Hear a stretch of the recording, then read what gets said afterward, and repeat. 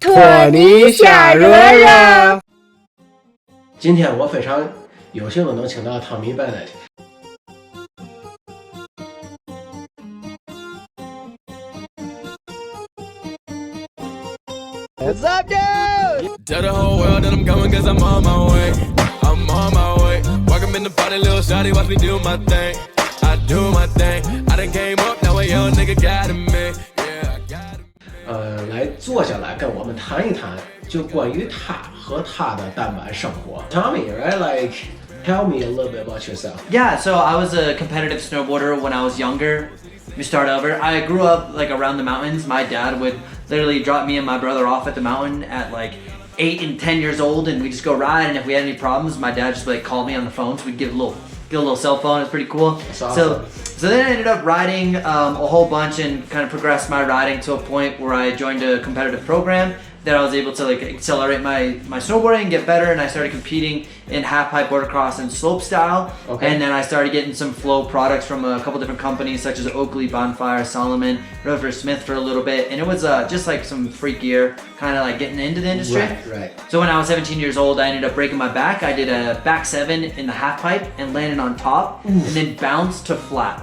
Ouch. And that literally changed my whole entire life. So from that moment, I was freaked out. I thought I was gonna be paralyzed. Like, what if I was a half inch more to the left? I could have broke my back. Like, it could have been a whole different world. So the program I was riding for offered me a job to like help pay bills. So I started to become a coach, or I became a coach on weekends.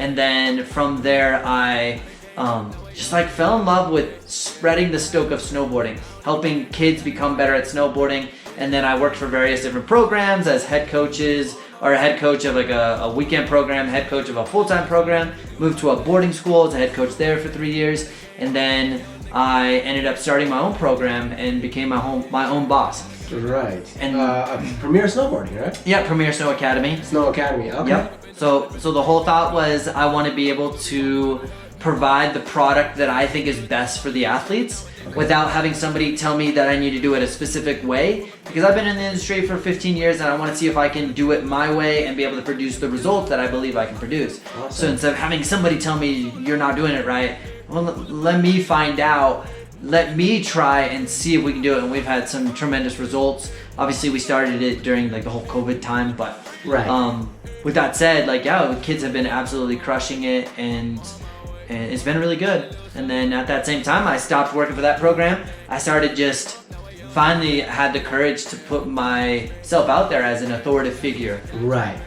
And yeah, so I started posting on Instagram. I started doing breakdowns, like how-to breakdowns within I remember that, yeah. Yeah, it's been crazy. Within about 10 days of posting, I gained about 1,000 followers. Wow. And then it just started like snowballing. Everything just started building and building and building. And I think in about 18 months on Instagram, we've grown about 80,000 followers, and YouTube, we've grown about 50, That's just awesome. under 50,000. Yeah, that's awesome. Yeah, I watch like every single episode you put out, man. Let's go! Yeah, it's pretty fun. Yeah. I've been coaching for 15, and I've been snowboarding for 23. Okay.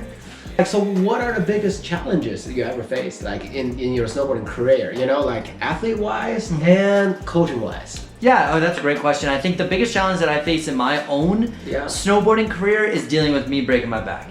Right. You know, coming back from that injury was really a lot harder than I expected, because it was a point of you got to put your body on the line or you don't. Right. And if you want to make it somewhere as a competitive or professional athlete, you got to be willing to do that. Right. And I wasn't willing to do that. So before, when I was competing, I was hitting 80-foot jumps and I'd be fine with it.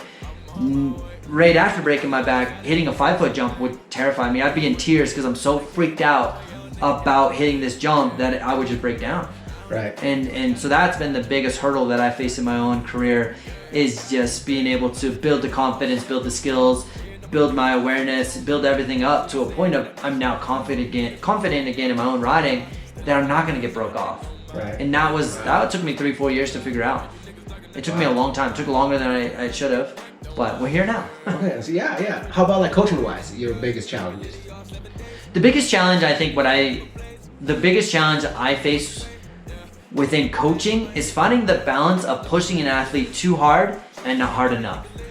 And that is such a case by case, a day by day, a trick by trick situation that it's constantly, you push them too hard, too quick, they get broke off, they're out for 2 months. Right. Well, that wasn't the move. But if you're not pushing them, then they don't feel like they're achieving their goals. They don't believe in you. They don't think you can get them to where they need to go. And ultimately, a coach-athlete relationship is about trust. It is. And results. Yep. So that's been like probably the biggest challenge of not pushing somebody not pushing enough or pushing too much has been the hardest balance to find, because it is such a case by case, a person by person, a trick by trick situation.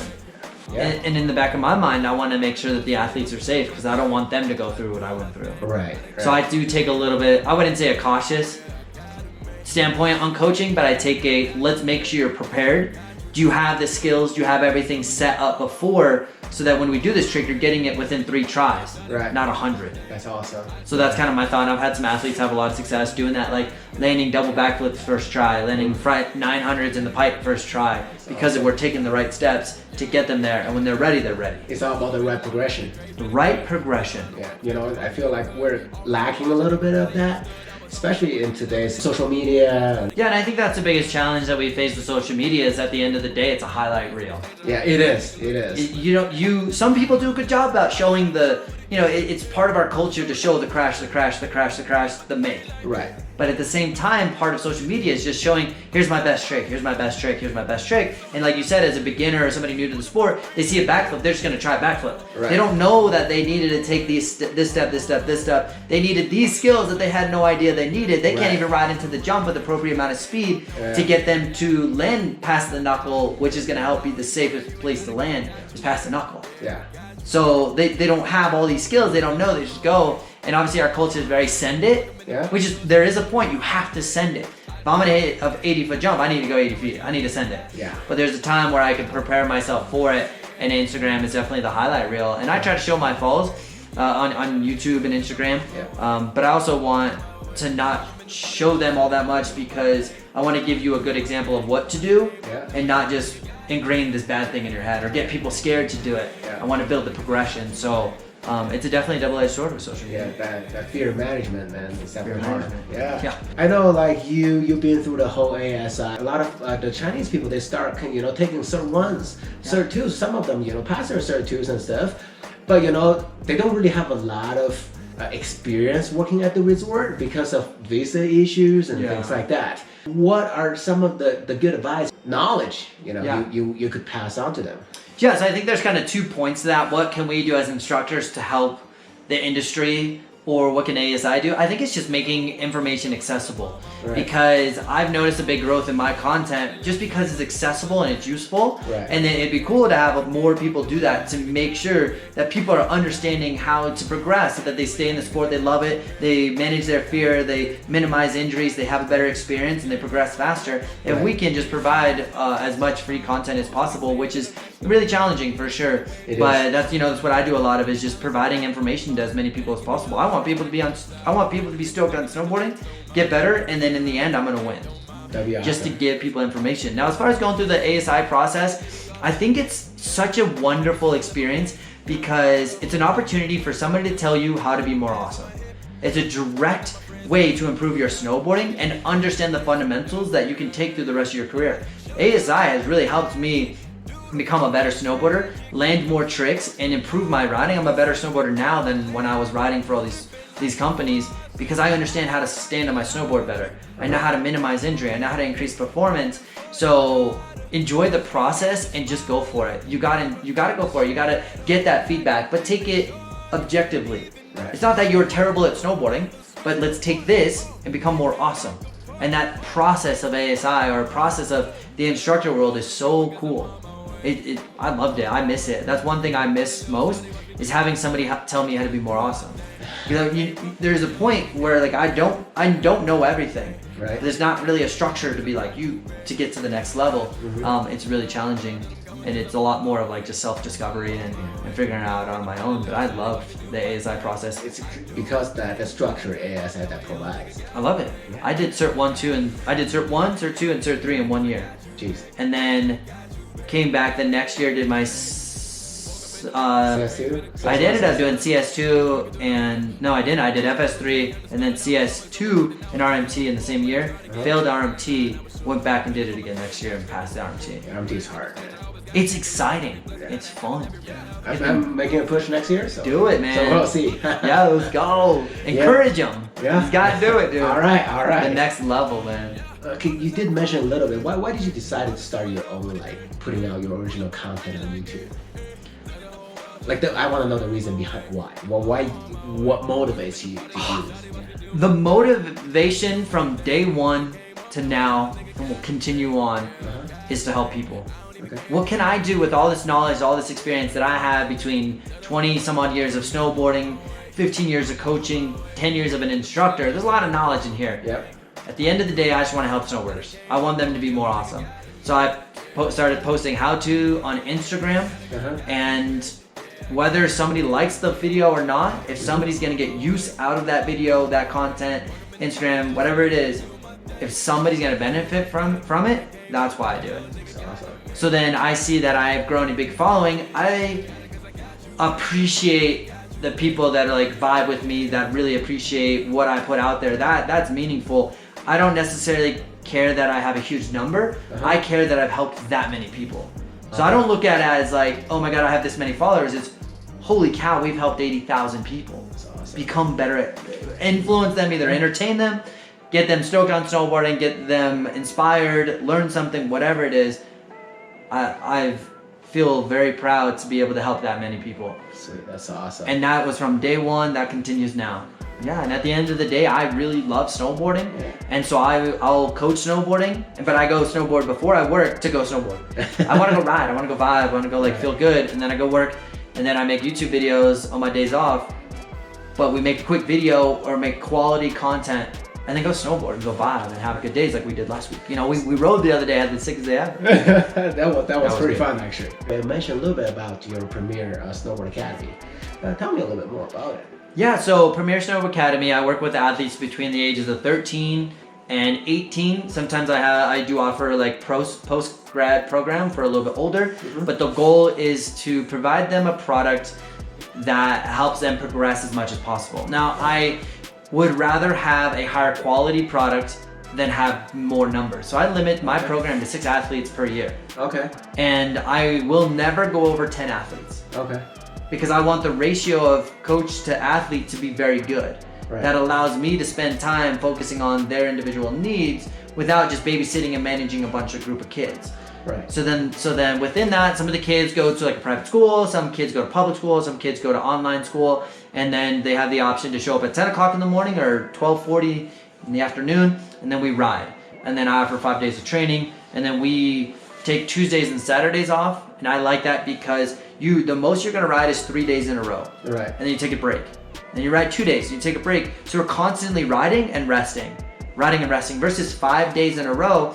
I found in my experience that 4th and 5th day of riding, kids get tired. It's exhausting. Well, what happens when we're tired? A, we're not being productive. B, we increase our chances of getting hurt. Yeah. So we're getting hurt, that's not productive. So then can we go 3 days, take a rest? Go 2 days, take a rest. So we're constantly trying to find a balance of pushing the athletes and to get the performance out of them, but also sustainability through the year. That's awesome. And then I also like to try to balance like fun and progression. Because I don't want to just be a military style program that burns kids out. Yeah. Because at the end of the day, in my opinion, you have to be in the game for 10 to 15 years to become a professional athlete, and you gotta love it. If you don't love it, you're not spending enough time in the industry to get good. Snowboarding's hard. It is hard. It's so freaking hard. There's so many variables, so many things that you have to process, adjust to. It's hard. So finding that balance of fun and progression is kind of what we talked about earlier, but it's important to have kids stoked on snowboarding. Awesome. Or else you burn out. Yeah. You're 12 years old, you hate snowboarding. Yeah. And for me, you know, there is a time where I need to push the athletes. Yeah. Today's a good day, you need to get something done, let's go. Yeah. And there's other days, hey, I'm not even gonna coach you, I'm just gonna film, we're gonna ride, we're gonna vibe. So, you know, we joke around, we play, and there's a time for each, you know, each thing, but it's gotta be a balance. You know, it's not just totally fun. Right.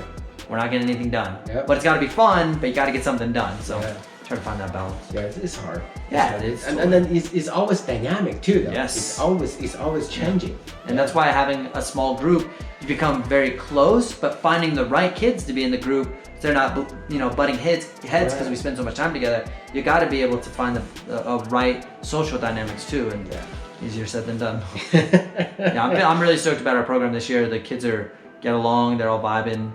So The kids are killing it. killing it. All right. Plans for the future? Anything exciting? Anything coming down the pipeline? Yes. So Tell me about it, man. I'm really excited to. I'm starting a goggle company, Okay. and I'm starting a clothing, a puffy jacket brand Okay. with gloves. So it's called Bennett Tech. Okay. And what I'm really excited about is Bennett Technology, so it's Bennett Tech. And I'm really excited about it because I want to understand that side of the industry. I want to understand the manufacturer. I want to understand creating a product and then actually using the product. So my goal for the company is to be able to last 100 days on snow, if not 150. Okay. So I want the quality of the product to be really high. I want to make sure that it is durable. If it's goggles, it's durable, it's safe. And at the end of the day, it's not just some crappy goggles, they sponsor you and then you wear it, that kind of situation. Yeah, because at the end of the day, Yeah. I can make a quick buck. Yeah. I can get on a company, and I've been offered a lot of different opportunities, and I don't take a lot of them. Right. I could just make a quick buck. Right.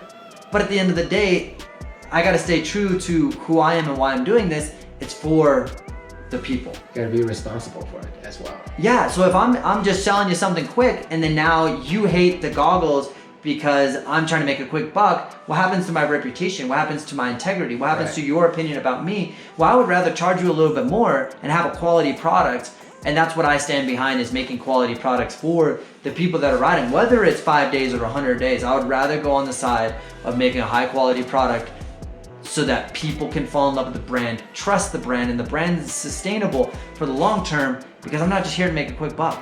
I'm not here. I'm not doing that. I'm here forever doing the snowboard thing, and I want to create something that's going to be sustainable and have high longevity. So yeah, I'm really excited. I'm going through the process right now of developing puffy jackets, the goggles. I'm going to have, I'm actually putting a deposit down soon, tomorrow, but I don't know if it's relevant for timing. But I'm putting down a deposit to get a 3D CAD drawing, and then I'm going to molding and all that stuff. All that stuff, which we've talked about. So I'm going to create a mold, and I also want to do a Kickstarter campaign. The reason why I want to do that, there's two big reasons. I want to make sure this is a viable option. Right. Do people like it? Is it sick? Well, the best way to know is put money into it. Right. If you back me and you like the goggles, you're gonna buy them. Right. But instead of dropping a whole bunch of money into something I don't know that people like, why do that? So the Kickstarter is there, but this Kickstarter also helps me create a barrier between consumer and just taking their money. Right. And so now the only way I can able to create the company is to meet the demand, and if I don't meet it, they get their money back. Yeah. Well, guess what? Who's protected? Yeah. The following. They need to be protected. I don't want their money in my bank account unless it's a thing. Yeah. Unless I can give them something. Yeah. That's back to the integrity of who I am, and what I'm trying to do is do right by the following, by the people that believe in me. Do right by snowboarding, and not just thanks for your money, I'm out. That's not what I'm here for. I hear you say that, kind of. There's some of you guys with integrity still out there. It's important, man. Trust is everything. It is. And there's a million ways for me to lose trust. Yeah. And I don't want to do that. Yeah.